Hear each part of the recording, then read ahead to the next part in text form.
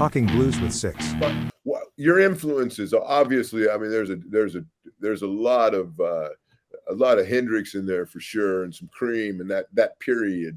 Yeah.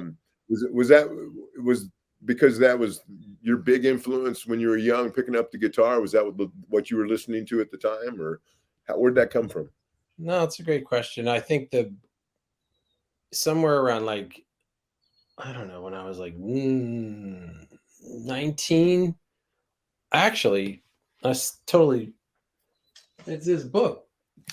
I read this book when I was 19. It's like kind of a hard to find anymore book, Hendrix book. And yeah, hey, James, real quick, could you hold that up one more time? Let me just get a shot. I want to see what. Yeah, I want everybody to see that cover. That's just awesome. It's a little bit cool to find it, but anyway, so imagine when you're 19 reading a book that long. I read it 3 times. It had to be good. And I was just like, whoa, like this, because I knew the sound was great, but I wanted to know what was behind, because everyone said it was so deep and spiritual, and I was like, I don't know what that means. I was 19. But what happened was it transformed my mind, which then got me to think differently about everything. And then, of course, just like everybody else, you fall into the Hendrix trap. And I'm sitting here looking at all these bootleg copies of my records sitting on the floor.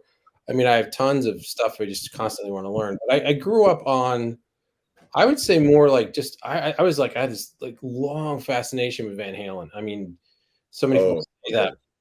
I still to this day, and I never tried to copy him because it was like his fingerprint was so unique. Oh yes, without question. Yeah. And like, when people copy it, you go, "Ooh, it sounds horrific." Don't do that. Like even the people who technically are great at it, it's like, don't do that. People copy Hendrix, like Stevie Ray, amazing copy of what Hendrix did. It sounded unbelievable. He made it sound like himself. He took it and made it his own. Right. When people copy Eddie, I'm like, "Ooh, don't do that." It's like.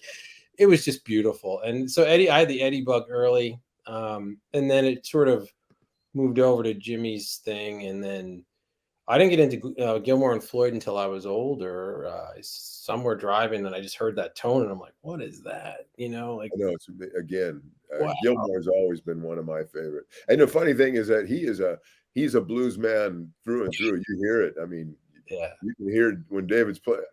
I mean, he's Pink Floyd, but there's so much blues coming through and so much soul he's just pumping out of there, and just with so much melodic taste. I love it. Yeah. And even now, he's recently released a bunch of blues tracks that are really fabulous. Oh, I love his new stuff more than almost anything. I can't tell. I spent 3 years just listening to everything I could from that Rattle the Lock tour he did. Exactly. So it's top notch. Amazing.